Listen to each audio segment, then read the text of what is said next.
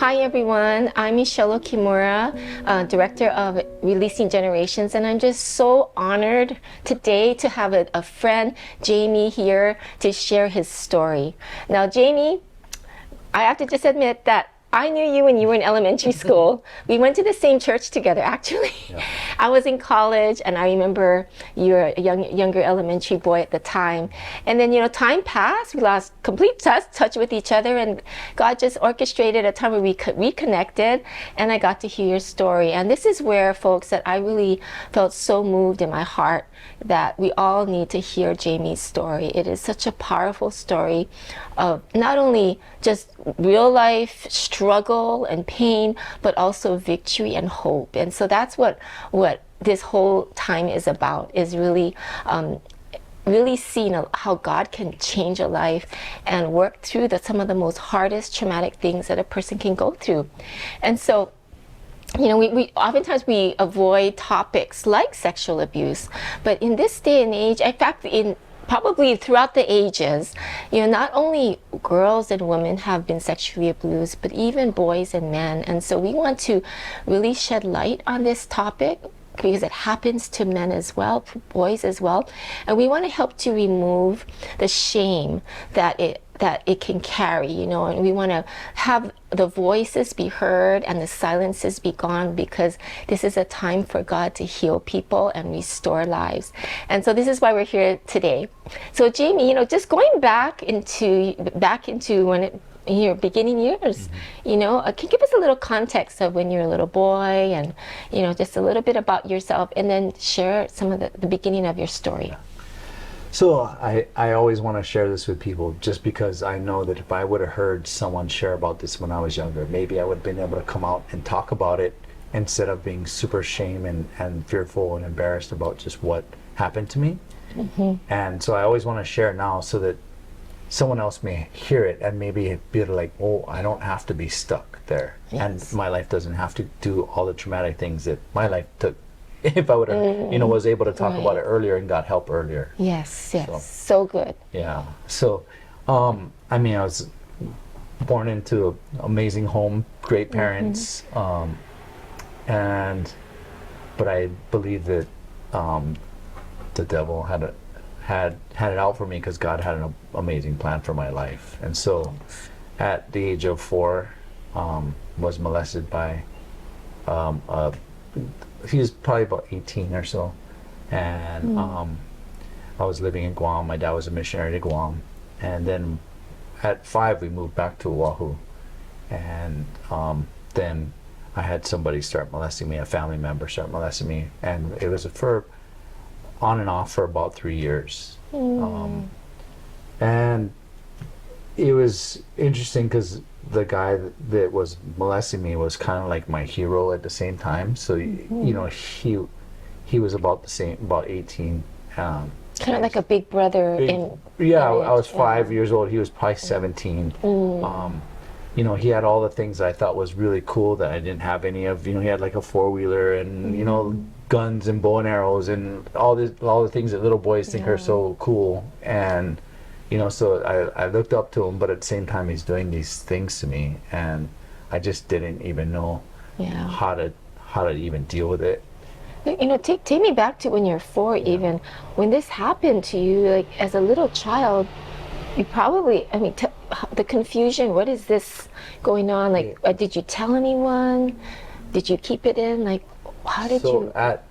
At 4, and the whole between the 2 different men, I didn't tell anybody. I was embarrassed and ashamed. I didn't even know how to deal with my feelings. And in fact, when it's almost like I had out of body experiences when just remembering back the trauma. Yes. Like I see it all happening from above the room. Like I can see the predator doing things to me out of my body, and it's. I learned later through getting help that that's actually normal. And I was like, wow, that's super interesting. That you almost have to separate yourself from your body. It's almost like to cope with the trauma. To cope with the trauma. Yeah. So it was for a period of 3 years that this other woman moved back, that this guy was molesting me, and then his parents were going through a divorce, So my parents thought it would be okay to let him live in our house. So then he started molesting me in my own house. And I felt so unsafe. I felt ashamed and embarrassed. I couldn't tell anybody because I don't know if they threatened me. I don't know what I don't remember that part. But I didn't tell anybody. And the shame and embarrassment was probably the biggest thing. I felt dirty. They also I believe they showed me porn, and then you get all that too, right, going on, and then you end up with some kind of addiction going that way too, the pornography addiction, besides just the being molested. So my innocence was taken away, at a young age, and I didn't even, it wasn't even my fault. But you start thinking it's your fault. You start thinking you did something wrong to deserve this, and you kind of, I got stuck in that area, and I basically stuffed my feelings for about, that I almost forgot it happened, from when I was 8 to about 12.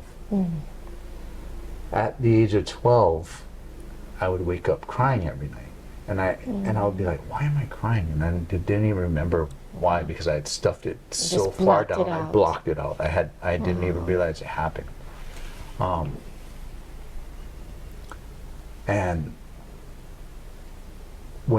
after I blocked it out, I'd wake up every night crying, and then one night it flooded over me, and I started remembering the different things that happened, and I was like, that's why I'm crying, that's why it was almost like I was tormented, and like I even had a hard time sleeping as a boy. I had all these things going on, and I think it was just because of the molestation and everything, and I felt like I was tormented by demons, really. And which I probably was. Then I didn't even know how to react, so I just started acting out. So I started getting in trouble in school. I started getting in trouble, and all the different, just acting out, because I didn't know how to deal with all of my feelings inside. How did, when you're just going through that process when you're just 12 or so, how did that affect how you viewed, your parents? Because you didn't tell your parents, or she didn't know. And how did it affect how you viewed God? Yeah, so because my parents let him live in our house, at 13, when I realized everything that was going on, because at 8 I didn't kind of know. He moved away to the mainland, but at 13, when I kind of realized what happened, I basically made a decision in my mind that I can't trust my parents because they let him live in our home, and then I decided I can't trust God because God let this happen to me, and so I pushed God out, I pushed my parents out, and I just started doing whatever I wanted, whatever, and it was really a cry for help, It was really a cry for help because I couldn't tell anybody.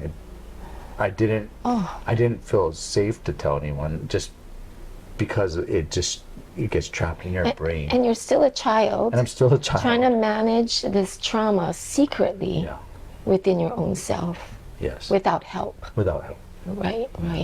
I mean, the flood of emotions that I had all the time. And I think I'd burst out in anger. There was just so many things that I couldn't even contain my. I almost had a underlying rage all the time inside of my heart. Right. And then confusion started even setting in. I didn't even know my own identity. So I like girls, but then I start wondering, am I gay? Do I like boys because of this is what happened to me? Right. And so I started getting confused in my identity and not even knowing. And then that plagued me for a number of years. Even after I had a girlfriend, I still was wondering in my mind, am I gay? Is there, because of this happening to me? I think it's understandable because it's in the sexual realm, and you're in puberty too. This is when you're in the teenage years. You're trying to discover who you are, your identity, that season of life, right?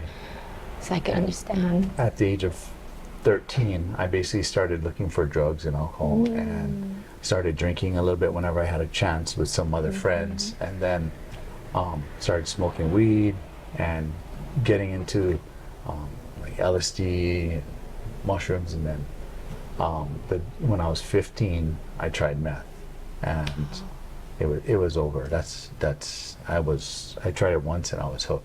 Wow, it's that addictive. That addictive. Wow. Yeah. And it was from that I basically started running away. I started robbing with my friends. We're breaking into cars. We're doing all kind of crazy things to support our habit. I ended up selling drugs for some big Hawaiian guys at 15. And just, it was kind of crazy that this pastor's kid now is doing all this crazy things just to cope and deal, and I still didn't tell anybody what happened to me.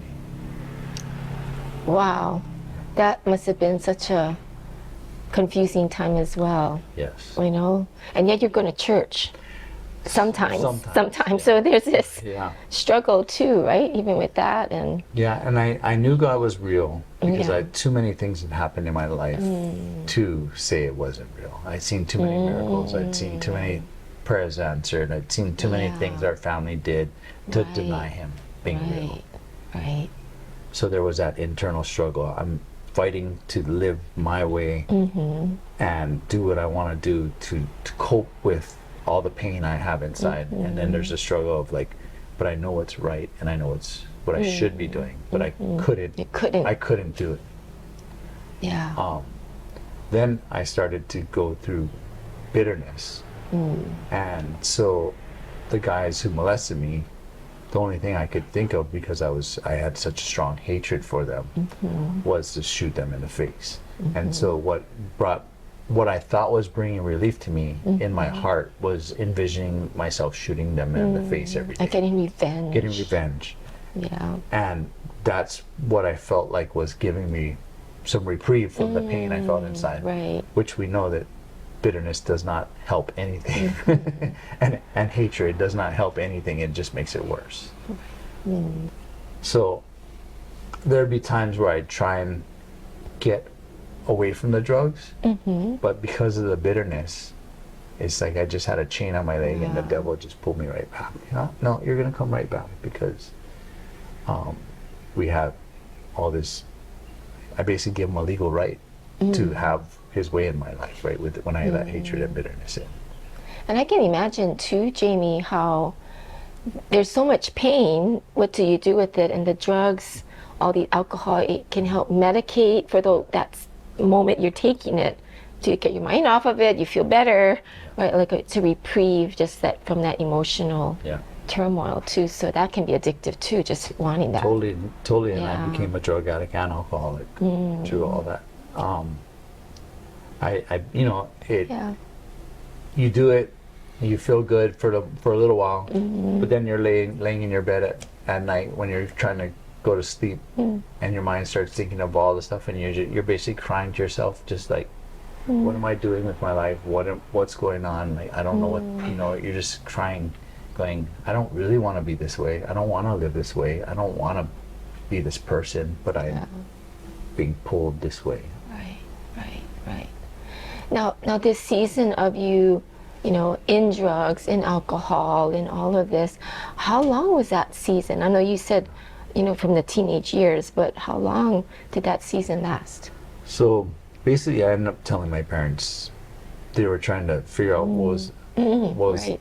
So I think I was about 16. I was trying to get them off my back for drugs, but I just told them I was molested, but I never did anything. Like, I just blurted it out, and then they wanted to talk to me about it, and I couldn't talk about it.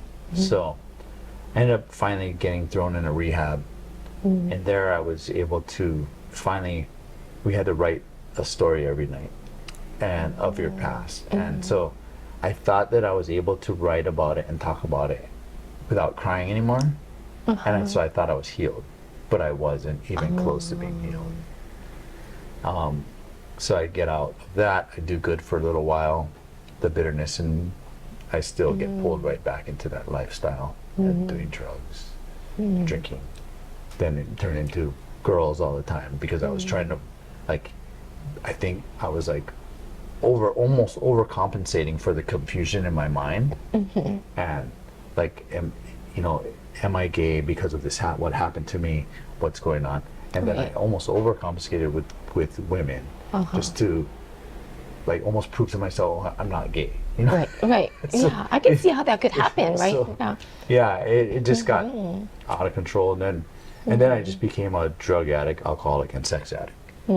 And pornography was pretty rampant in my life, with women, with so it just went downhill fast. I ended up selling drugs. I sold drugs for till I was 29 years old. So from 14, well, I was doing drugs at 14, and then I became a meth addict at 15. I sold all the way until I was 29 when I got busted by the feds. Wow, that's over a decade. Yeah. Of going through this. My heart just goes out to you, what you had gone through, Jami. But what happened? Like when you said up to 29. So what happened at 29? Now you mentioned you got busted by the feds, but what was that about? Yeah. So at 29, I basically I had all the drugs, I had all the money, I had all the girls, I had all the things that I thought was gonna make me happy. Just I was like trying to basically shove in my heart all these things to try and stop. I was drinking every night. I basically had a couple $100 a day meth habit, and I was drinking like usually a bottle of whiskey a day. A bottle of whiskey a day. And I would sleep every night because the meth didn't even affect me anymore. I just wanted to stay numb. The alcohol and the drugs together just kept me numb, so I didn't have to feel anymore the pain that I was feeling inside. And when I had all the things I thought was going to make me happy, I was super empty inside, and I would still wake up in the night once in a while and just cry and go, "Is this all my life has turned out to be? Is this what is this what I'm settling for?" And I felt like there's got to be more. And I had one of my dad's friends said, "I have a word from God for you." And I avoided him forever because I didn't want him to know what I was doing. I didn't want them to know what the drugs, and the whole lifestyle. So you were thinking that maybe they're going to expose all this, but his word for me was, "It's not too late. God still has a plan and purpose for your life." And getting that made me think that there was still a chance for me to get out of my lifestyle, to get out of the pain, to get out of the drug addicted, the sex addicted, the alcoholism. I was addicted to power because of the selling drugs. I was addicted to all this stuff. And Jami, for God to reach down and be able to tell me it's not too late. I know. That started a change in my thought process, and I was like, it's like you were hopeless I was totally state, hopeless. but then just that short word of truth and encouragement gave you that seed of hope that began to grow.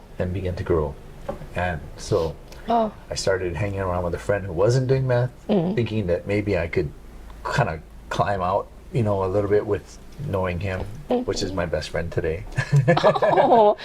Good friend. Yeah. And so I told him one day, we were drinking and I was on the side of the Alawai, and I said, this prophet reached out and said, "It's not too late." And I remember having that conversation with him, and then it made me think later. It made me think later that maybe God still does have a plan and purpose for my life, and maybe it isn't too late. Maybe I can change it. So I remember it was maybe, I don't know if it was a month or two late, I don't know the exact time, but it was pretty close. I remember stepping up, and I was standing on this wall, and I stared at the sky and I said, "God, I want to change and I don't know how." And that short phrase, the next week I was doing a drug deal, and I was trying to get in. I stepped outside of my circle of people that I normally only stayed in. When I stepped outside of my circle, I was trying to act all tantaran, you know? And I stepped out of my circle and I got set up. So I was doing a drug deal at Liliha Bakery, and just the old Liliha Bakery, and just like out of the movies, cars came from all different directions. Guys jumped out with guns. Whoa. It was just like the movies.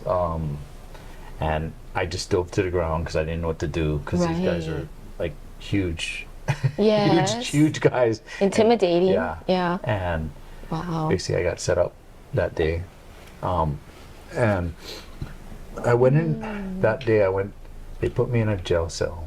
And that night I got on my knees and I lifted my hands and I said, God, I tried it my way.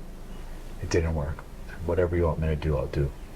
And just those words, God instantly delivered me. I had no withdrawals from the meth. Well, say that again. God instantly delivered me. I had no withdrawals from the meth. I had no withdrawals from the alcohol. And this is years and years and years of me drinking and doing alcohol, drinking and doing drugs. Okay, so you were drinking a whiskey, a I was bottle. drinking a bottle of whiskey a day, day, and I was going to bars and blowing a bunch of money at drinking. So that way more than just a bottle of whiskey. Plus the meth. Plus like $200 of meth. A day. A day. And God instantly took it away. Instantly. He even took away my cigarette addiction, but I went back to it. So, But a miracle happened. but a miracle that happened. night. As soon as I surrendered, you know, I surrendered my everything to God. I mean, what was I surrendering? Nothing, right? I really had nothing going for me. I was a drug addicted, you know, sex addicted, alcoholic, that I had nothing going for me. So when I surrendered my nothing, God took it and was able to do something beautiful out of it, right? Where he just took it all away from me. And I tried. I'd gone to rehabs. I'd gone to this and that and the other thing. I tried on my own. I tried, you know, to quit. And I never could. And God instantly said, okay, you surrender. I got you, boy. And it's not too late. Come. God's mercy and God's love and grace for you, Jami, is so evident. And okay, so you're in jail, and how long? There's trial coming up. The different things, right? So how long did? My parents bailed me out. Okay. They're like, he's totally innocent. There's no way that he was doing this stuff. They had no idea. Oh, yeah. But, you know, Yeah. I shielded them. They knew that something was wrong with me, but they didn't know the extent. And so my dad's like, yeah, no, he's been falsely accused. But yeah, my parents had put them through hell. But we ended up, they bailed me out. And so my dad and mom would wake up. I'd live with them, and every morning would wake up and they would do a Bible study with me. Oh. And for me, I needed that, like, because I had so much wrong thinking. My brain was so messed up. Wow. And then we had every morning my best friend would come over from Pearl City to a level, and we'd have like a Bible study from like 5 a.m. or 6 a.m. I don't know, remember what time we'd start. It was like super early in the morning, and we'd have for like 2 hours. My dad would just pour the word, and my mom would pour the word of God into us, which is what I needed. Wow. So did this bring somewhat of that heart reconnection with your parents at a deeper level now? Yeah, then that's they got beautiful. me into cleansing stream, which that's when I was able to learn how to forgive. The cleansing stream is a healing It's a ministry. healing ministry that teaches you how to deal with unforgiveness, bitterness, all that. And so I went to that, and then they had a separate prayer for me. Like everyone had but they knew I needed more than just the regular people, because I was kind of messed up. And anyway, so people fasted for a week just for me. Wow. We went and had this whole prayer time, and someone sat proxy, and I was able to just tell them whatever I thought of the people that molested me, and I finally was able to forgive, and it was like 1,000-pound weight came off my shoulders. I felt like the freest I'd ever been in my life.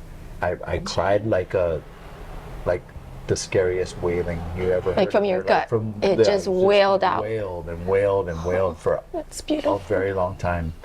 But when the freedom I felt from truly forgiving and beginning to forgive, that was the beginning. Because I wouldn't say it doesn't just happen one It's time. not one overnight. Yeah. But there was a huge freedom that came at that moment. I really felt like 1,000-pound weight came off my shoulder. Well, I think there's so many beautiful things about that time that you did with the healing, because first of all, you're in a group of community of people that are going through healing themselves also. So there's no shame. You can just, if you need to wail, you wailed. And it wasn't something that, it was something that you just be yourself, do whatever it takes, do whatever what you need to do, right? And the love, sounds like they're just a place of love and acceptance. It was. There was a bunch of people that loved me, loved my parents. Loved you, right. So that's all it was. And so there's no shame. No shame, yeah. You're no judgment. No judgment. Right? And it's just allowing that catharsis to come out, because, they say pain and trauma is recorded in your body to let it out. That's so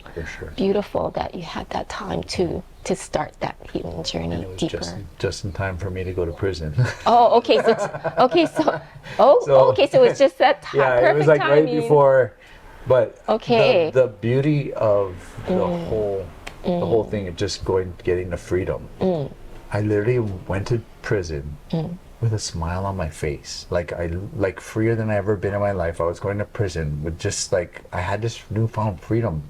Like guys would look at me and go, "What's the matter with you?" I literally would have a smile on my face because I'd never been free since I was 4 years old. I was 29. Oh my goodness. Jami, so you're going into prison, into jail, into custody, feeling the freest you've ever been in your life. Ever been in my life. Wow. So that is the freedom that you can get from God. From God, right. Can't touch anything in this world, right? I mean, I'm in prison now with a smile on my face, feeling free. Guys are literally telling me, "What's the matter with you?" and I had people tell me, "What, you just use Jesus as a crutch, and I said, "Oh, he's my stretcher. I don't know what you're talking about." It's a good one. So, wow. yeah. I mean, but I love that. It was literally I made friends with people. I was like, it was a tough time, yes, but I was free. Like I literally was free, and it didn't matter where I was. Yes, it did. But I was free inside because God had given me freedom.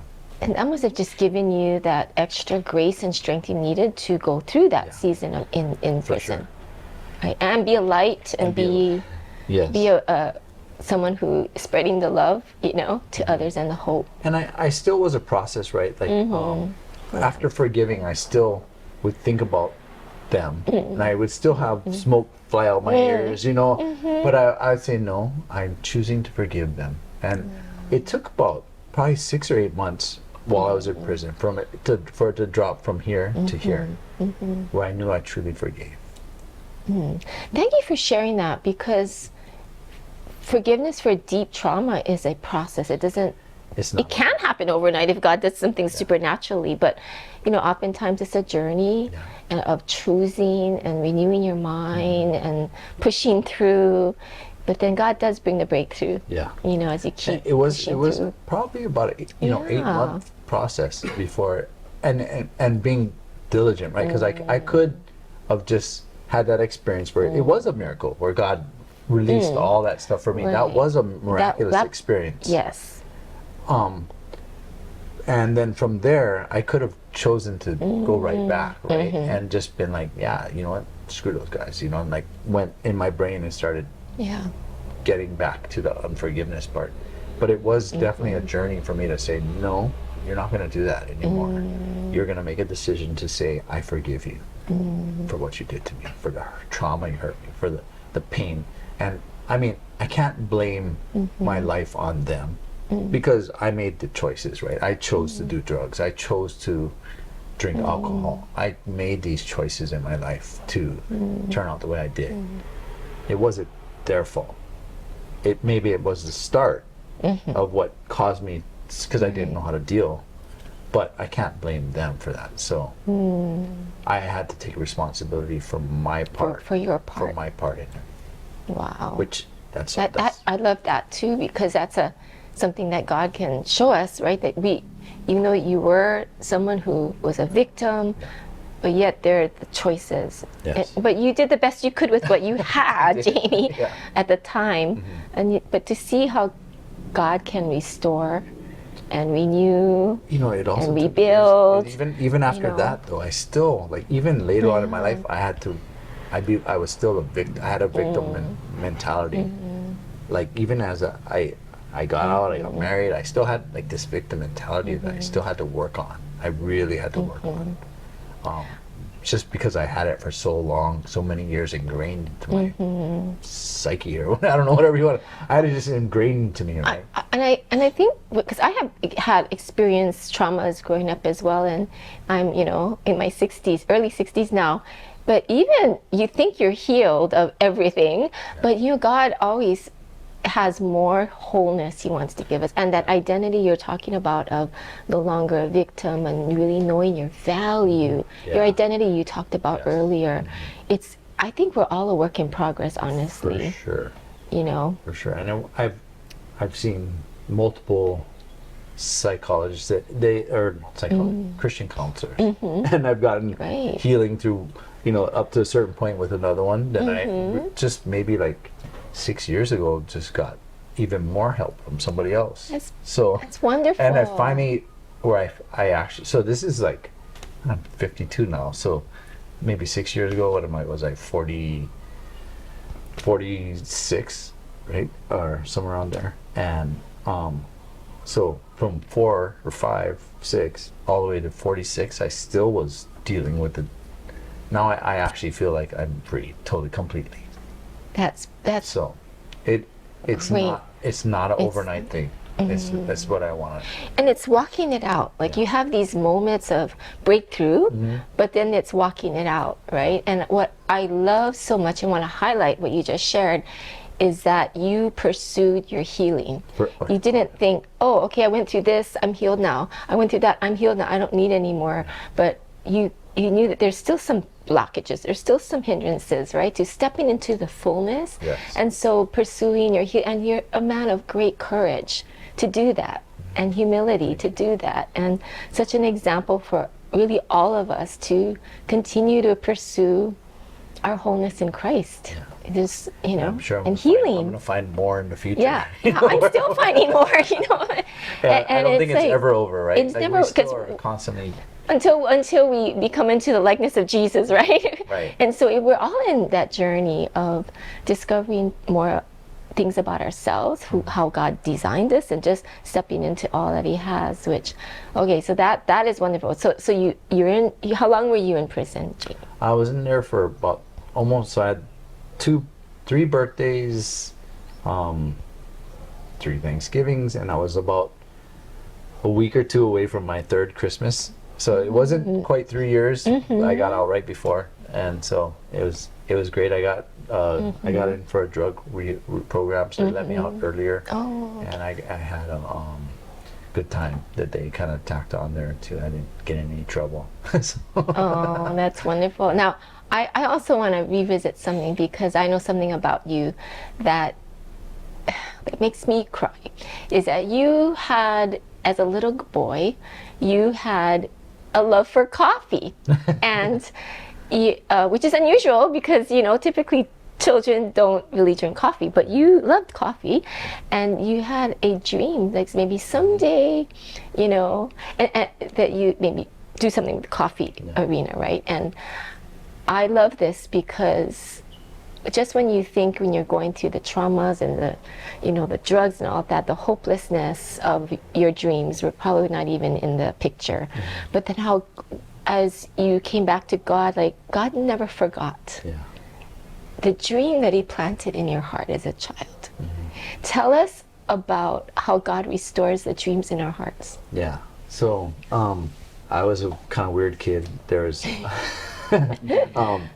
at 12, when everyone's buying kakimochi and crackseed and everything. I was saving my pennies to sip espresso at McInerney's. I'm gonna date myself. I told you guys how old I am. At McInerney's in Ala Moana, they had a little tiny espresso bar, and I would save my pennies and I would sip espresso with my friends. And we would dream of opening a coffee shop. And this is like right before I started realizing, when I had stuffed all the feelings, what happened to me. So I didn't even realize that my dreams of opening a coffee shop, talking about it with my friends, that, you know, my life would go on all these twists and turns until I was, you know, I got out of prison.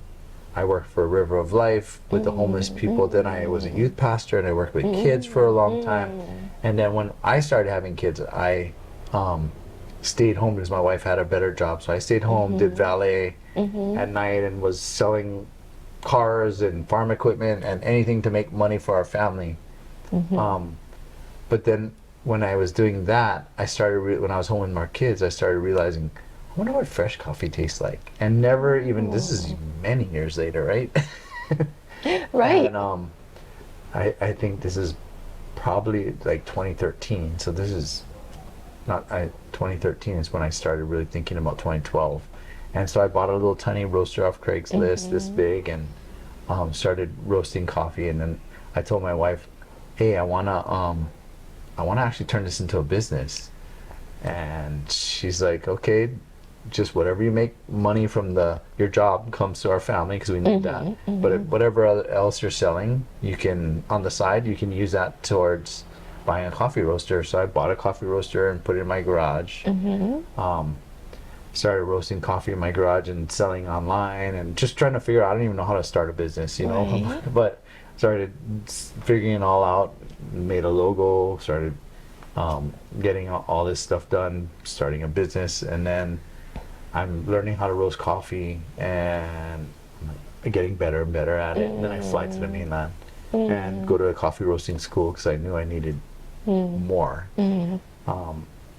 And come back, and I'm starting to sell online, and someone entrusts me that has a cafe in Japan, and so they want me to exclusively sell my coffee in their cafe. So I was selling coffee. So doors were beginning to open Doors for were you. beginning to open for me. And anytime my kids were taking a nap, I'm reading more and studying more, and, you know, trying to just throw myself into that. And met my business partner, and we started doing farmers markets and events. And from there, we opened our first coffee roasting, our coffee shop in 2018. So, yeah. And since then, The hustle is real. Like 2018, like we both worked 6 days a week. We had no employees. We worked 6 days a week, and we would both go to our night jobs, because he had young family, I had young family. So we both still had to do our night jobs. And then for me, the days that I was off, like the 2 nights I was off, I was roasting coffee in my garage. right. Well, eating my dinner in front of the roaster, feeling sorry for myself while my family's upstairs eating dinner together, and I'm There's over a there sacrifice. I'm feeling you know, sorry for myself. Yeah, basically I worked 5 years. My first paycheck that I got after 5 years was $250 for the month. Okay. The hustle was real. The hustle is real. Entrepreneurship, you know, it's part of the beginning phases, right? And yet it has expanded, and you've grown and successful. And what's the name of your coffee shop? Ali'i Coffee. And what does Ali'i mean for those people listening that may not be from Hawaii? So Ali'i is really like royalty, and there's two different reasons why I use that. One is because of me having the right cup of coffee in the right place. I can almost feel like a king. And I just say, like, you have the right cup of coffee in the right place, in the right environment, you can almost feel like a king or a queen. And so that was part of my reason for it. But also we wanted to serve people like they are ali'i when they come in. So aloha is our number one value. If my my employees are not showing aloha, that's like the quickest way to lose their job. I tell them that in every interview. That is actually such a great value. And you have that culture of honor in your coffee shop, right? And I love the name, and I just want to say it back to you that I believe also that you yourself, in your identity, Jami, we're all royal kids of the Lord, right? We're king's kids, and the royalty and the dignity and the brilliance that you carry. The reason right? the one I don't share Yes. is that it came Yes. from, we are a royal priesthood. That's where the coffee also comes. Right. So That's a great. that's the one I don't. That's the one I only share with Christians. Certain ones, right. But So, that which is the truth, right? So I love that, and yeah. But it's also to show, because the rest of the scripture verse also talks about, so we can show what God has done in our life, basically, right? That's So right. I'm a royal priesthood, that God can take my messed up, broken, screwed up life and turn it into something beautiful. And so That's right. now we have 4 different shops, we have a roastery, we have, I mean, God has just really had his hand on this business. And Yes. not every day, but a lot of times you'll find me on my knees saying, God, this is your business. What do you want to do with it today? So That's really. it really is his business. It is. It is. And the more I surrender the business, the more he grows it. It's amazing. It literally is amazing. Yeah, there's so much more for your life too, Jamie, I feel, and it's so beautiful, isn't it? Where God can take the cracks, the dross, the ashes of our life, but he resurrects it to new life, and that becomes the place of his greatest glory to shine forth. And I believe that's really part of your story too. This is just. Today we're just talking about a few facets of who Jami Webb is. There's many facets to who you are, but I just want to affirm and just thank you for your courage to share your story. Now, you said in the beginning that you wanted to share this so that even if there's young people listening to this, that they will not be afraid to ask for help. Yeah, for sure. Right. Yeah, and not keep it a secret. If I would have heard someone else talk about it, I would have been able to share it. Maybe I wouldn't have had to go through all the pain I went through. Yes. And I wanted to ask you a couple questions just in closing before we end. But and you're a parent too, right? And so, like, for those parents that are out there, let's say you find out your child has been abused in some way. As a parent, or just in your wisdom, from what you sense in your spirit, in your heart, like, how should a parent respond in that moment, where you find out, or a child, takes the courage to say something to you as a parent? What are some ways that would be very helpful? If you think back, if you did have the courage to share, with your parents, like, what kind of response would have made you feel safe and... So I was lying a lot, so my parents didn't even really believe me. So that was I think my mom and they wanted to believe me, and they were trying, but then other people got, and then basically, like, it got kind of. But I've heard of a lot. I have a lot of friends that I've talked to, and they weren't believed. Don't believe them because it was a family member, or they didn't want to believe It's so it. hard. So they just want to sweep it under the rug, like this never happened. But first of all, what kid wants to tell you something like that? Like, that just you're not gonna just come out and say that for no reason. Yeah. Right. There are I've heard of cases, and I know that it was false because they're angry and make up a story, but for the most part, kids aren't trying to do that. Right. They're not trying to embarrass and shame themselves, or so believe them. Believe them. Listen.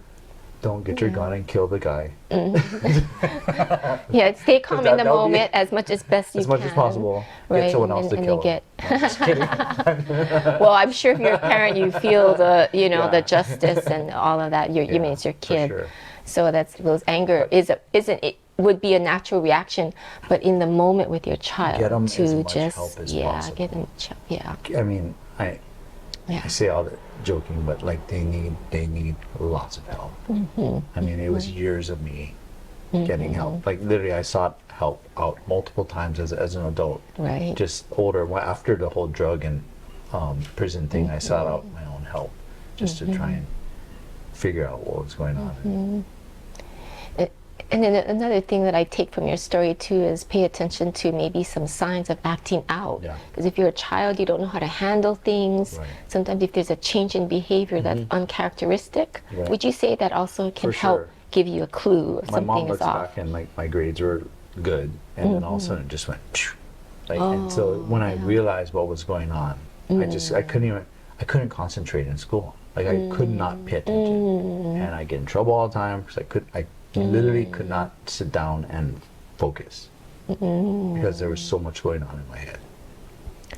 So as a parent, being able to not quickly judge why a child's, let's say, grades are going down, but maybe think that maybe there is some investigating I need to do to just really try to see if there's something going wrong. For sure. Right, that's so good. It's a lot of compassion in that and checking it out. That's so good. Thank you.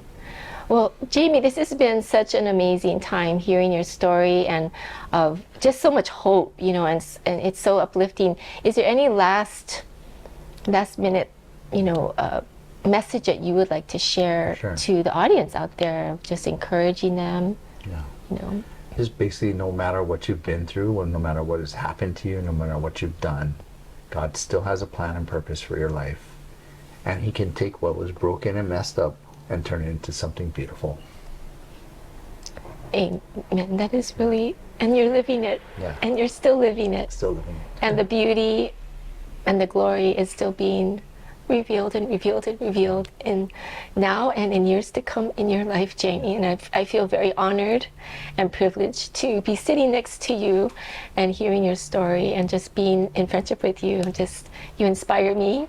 Thank you. You know, and I feel very honored to just be here. And we all are honored, right, folks, just to hear this. So thank you, everyone, for staying tuned. And just, you know, if you want to share this with others, you know, please do. It's our heart here, Jami and I, that we want to be a catalyst for just more healing and more breakthrough in people's lives.